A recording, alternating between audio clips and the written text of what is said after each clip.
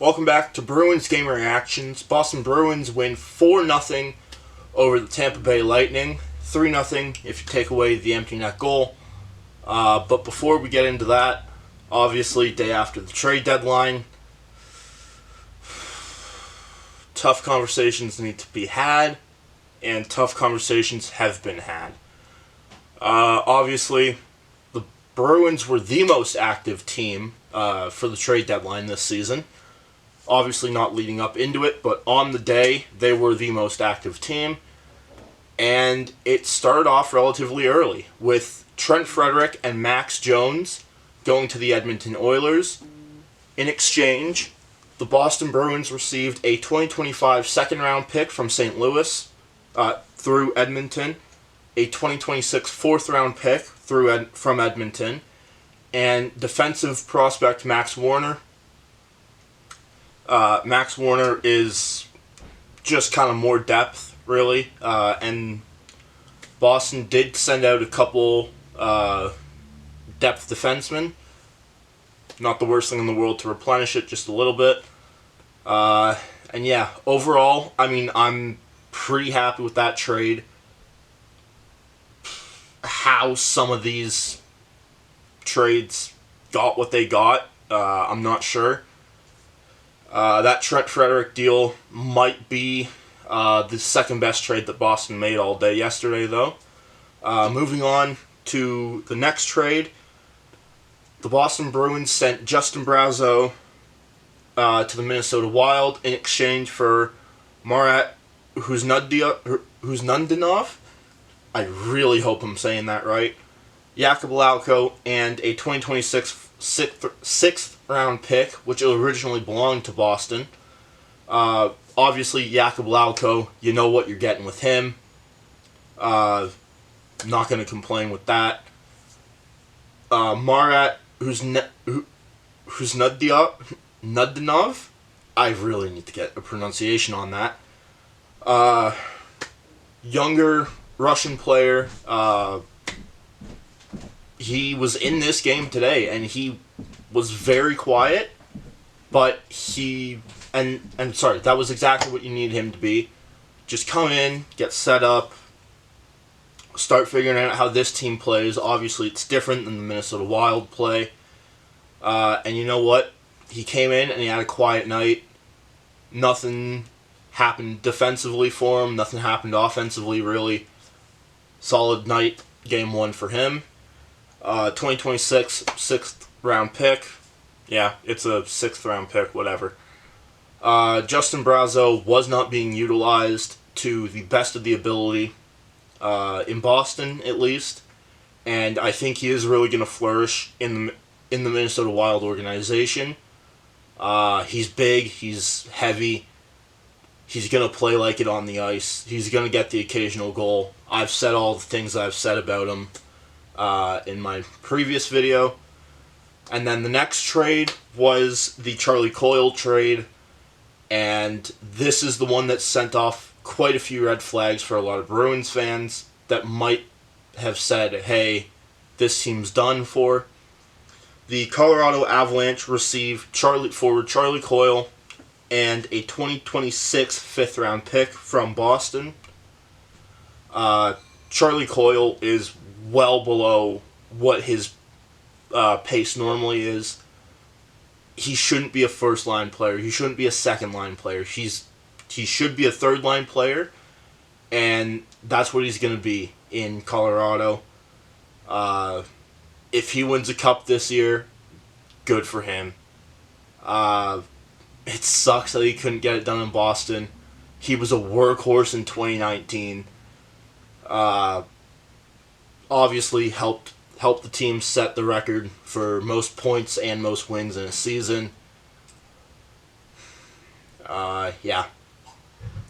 With that trade, that left only 6 active players from that team, from that 2022-2023 team, still within the Boston organization.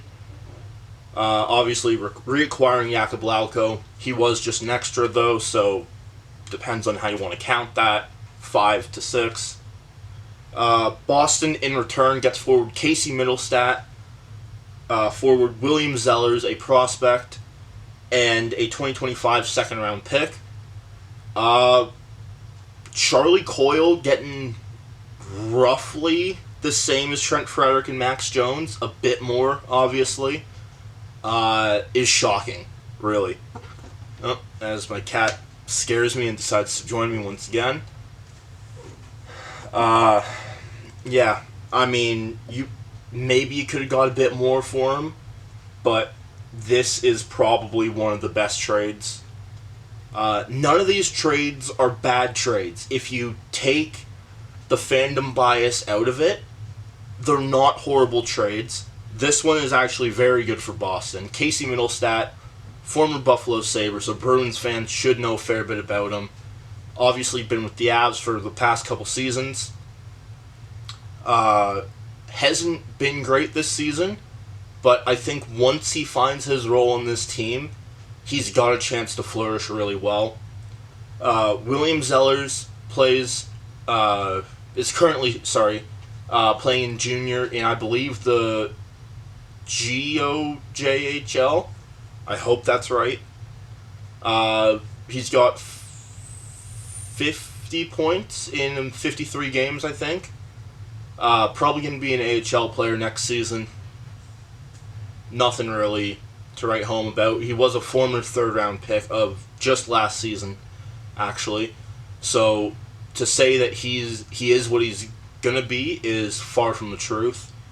And then this 2025 second-round pick, initially Carolina's, should be a good pick. Second-round picks seem to work out pretty well for this organization, so I'm not going to complain. You know what? No, we're doing that one last.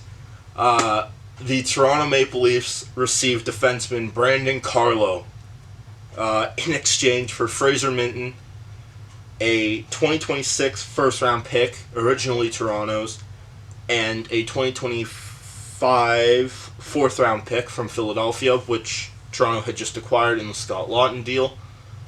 Man, that's a haul and a half for Brandon Carlo. Fraser Minton, been up and down with the Toronto Marlies and Maple Leafs this year and last. Last year he spent a lot of time in the AHL. This year he has had a couple chances in the NHL. I believe he's got 14 career total games, so not a lot. But if we're going to let the kids play at the end of this season and heading into next season, I think he could be a part of it. I've seen a lot of his games. Obviously just watching on TV with the Leafs. I really like the guy. I think he's going to do great in this organization. He's not quite the Bruin caliber Bruin that would be expected. That's not to say that it's not going to happen. He's got a good playmaking touch, which I'm really excited for. And yeah, I mean, overall, hopefully he's got a lot of good upside. The Leaf fans seem to have him on the do not trade, do not move list for personal. Like if you went around and asked Leaf fans, they would say that.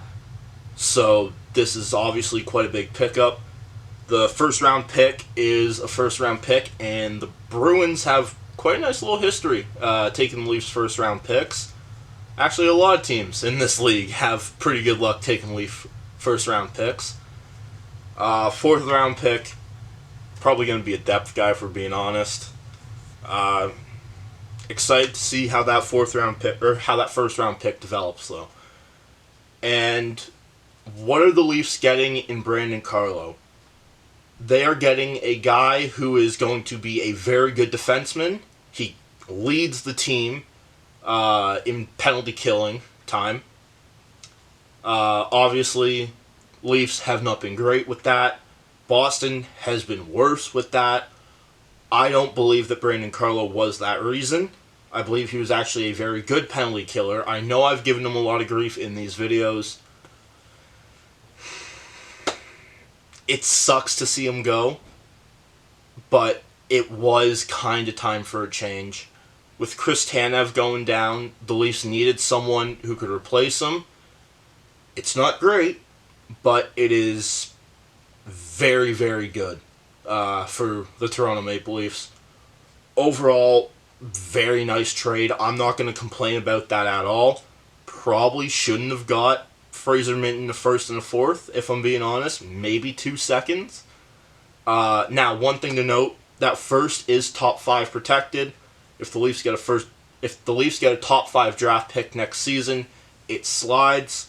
I believe that would actually have to slide to 2028, based off of the fact that they trade away their first round pick in the following year as well. Oh boy. This is the one that I didn't want to make. Brad Marchand has been acquired by the Florida Panthers in exchange for a 2027 second round pick, conditionally a 2028 first round pick. I'm going to get the conditions out of the way, and then I'll get to the sad stuff. Brad Marchand has to play in 50% of all Panthers playoff games, and the Panthers need to make a Eastern Conference final appearance in order for that second round pick to become a first round pick. That's the return. Obviously, if Brad's healthy, you get a lot more than that. Unfortunately, just doesn't work out that way. Don Sweeney, Cam Neely gave him as much time as possible. Unfortunately, the numbers just weren't lining up. The term lined up. And it just wasn't going to work. Instead of losing him for nothing, they were at least able to get something that might benefit the team in the future. And now Brad Marchand. What do I say about Brad Marchand? Bruins franchise leader in shorthanded goals. 1,090 games played. Could have been a lot more, honestly, if he was healthy. Didn't have the healthiest career. Far from the worst career ever, though. Man, this one sucks a lot. Not only are you trading a great player, a great human being, off the ice at least, you're trading your captain. Obviously, hasn't been the captain for the longest time, but when you have Zdeno Chara, Patrice Bergeron, Brad Marchand, all three of those guys are captains without actually being captains. Obviously, Chara, Bergeron being captains for the longest time of those three. Man, it just sucks losing such a great player. He's going to the team that embodies his play style as a whole, though. Can score goals basically whenever. Gonna be a rat when you need him to be. And he's gonna have a lot of fun playing for that Florida Panthers team. Yeah, I don't know what else to say really about that.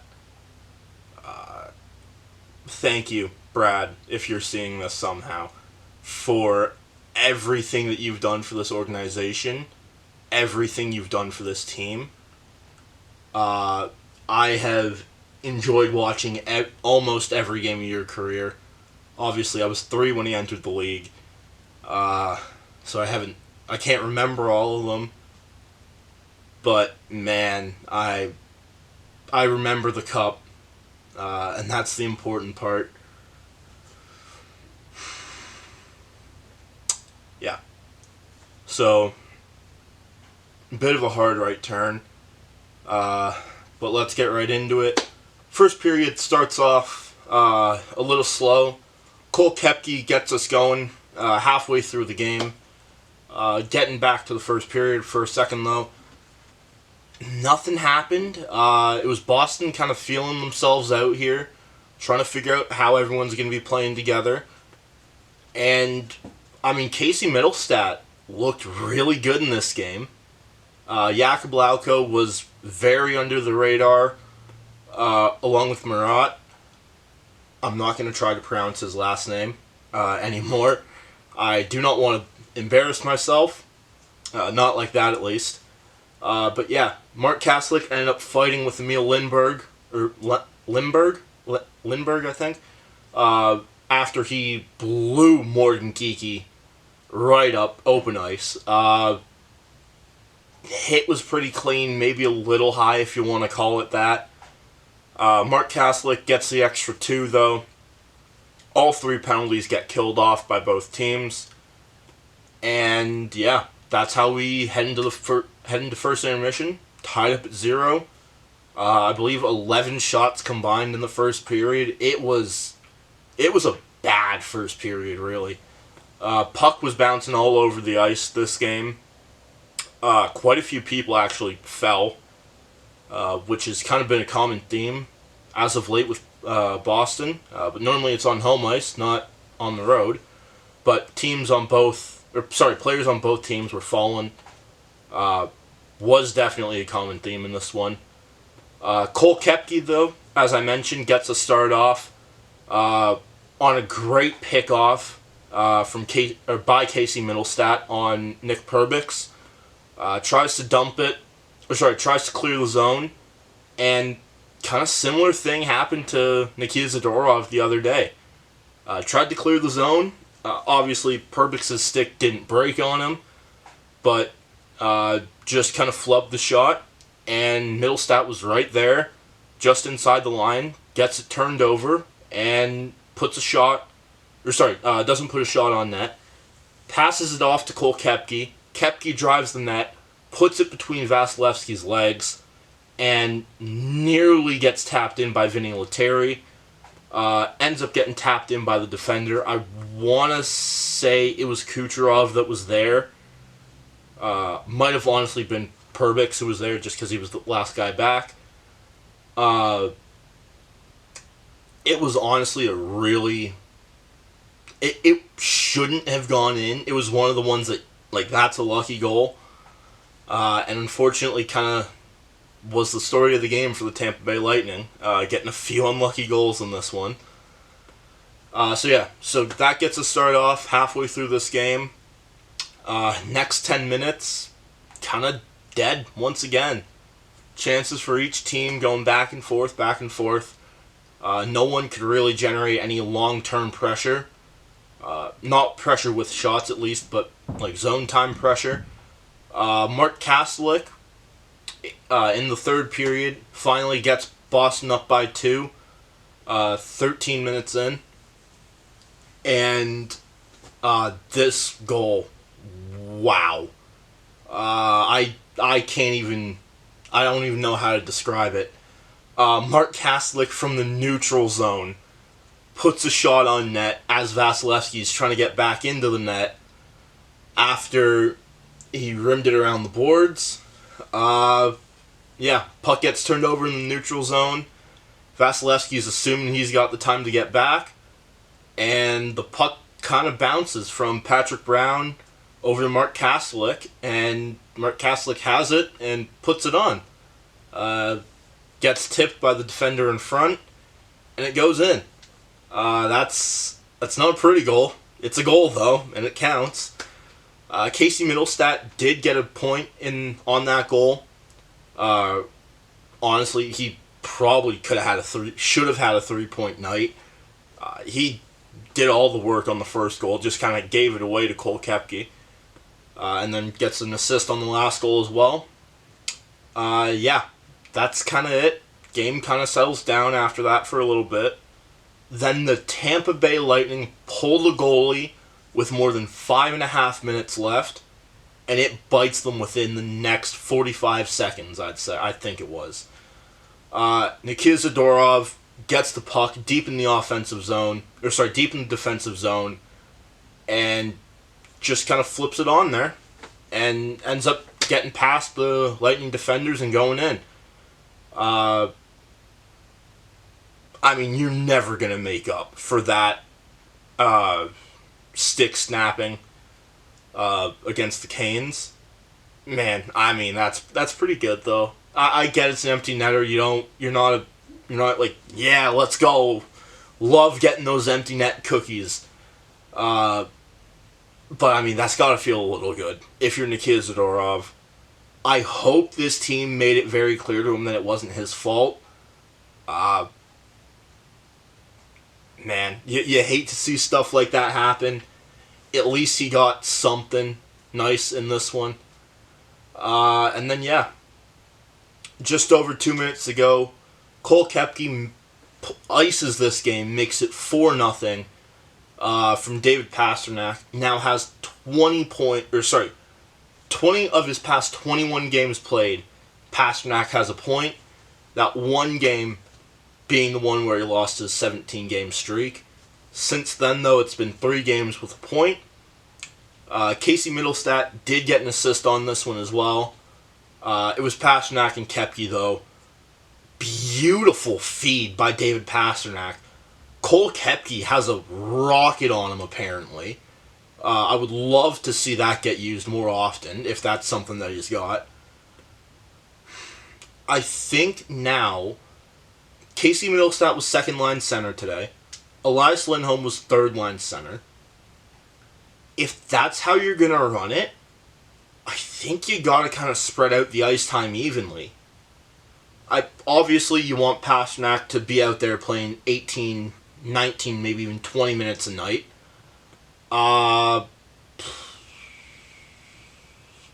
We got depth scoring. I mean, that's as simple as that. This team finally learns how to score from its depth. I don't know. I mean, obviously, I can't say they learned to score from their depth. Pastrnak still factored in on one of these. Casey Middlestat factored in on 3 of them. Didn't get credit for 2, didn't get credit for 1, factored in on 3 of them, though. I mean, it's progress, though. And this was a good win. I've mentioned it before. If you're gonna win games, win them like this, where it's tight, but there's signs that there's something there with this team. And I think that's why we didn't see Morgan Geekie, Pavel Zacha, and a bunch of others get moved, is because there is something there with this team. I get that I had my moment with Brad Marchand. I will never not. There's something, man. It's there. I can see it with this game. Obviously, Vasilevsky didn't have a great game. Jeremy Swayman, oh my gosh, you are our king. I will not regret standing up for you. I mean, it was a great game all around. I'm not going to complain about it. There's nothing to complain about. Jeremy Swayman made massive saves in this one, especially in close moments when it was still 1-0, that very easily could have made it 1-1. The momentum was all Boston this game. Tampa had a few chances, but other than that, it was all Boston. Yeah, I mean, I loved this game. It was a great Saturday game. Not the best game to watch as an unbiased fan. It's a game you're not going to hate, though. And honestly, I want to see this team tank. Not tank. I want to see this team lose a bit more than they win. Try to get a slightly better draft pick. You're 2 points out. You're 2 points out. You get hot here, man. You never know. Yeah. Heading into this one, 1-6-2, I believe their record was in their last 9. 8 of those 9 being decided by 1 goal. They've been in these. Right down to the buzzer, they've been in these. And it sucks, and it's painful because of the amount of points that you've lost there. This might be it, man. This might be it. If this team makes the playoffs, I will not be surprised. If this team makes the playoffs and does something in them, I will be surprised. If this team ends up with a top 10 draft pick before the draft lottery, I'm not going to be surprised either. Yeah. that's going to do it for this one. Thank you all so much for watching. Click like if you like. Click subscribe if you enjoyed. And yeah, Florida, Ottawa, your next 2 games. Buckle up.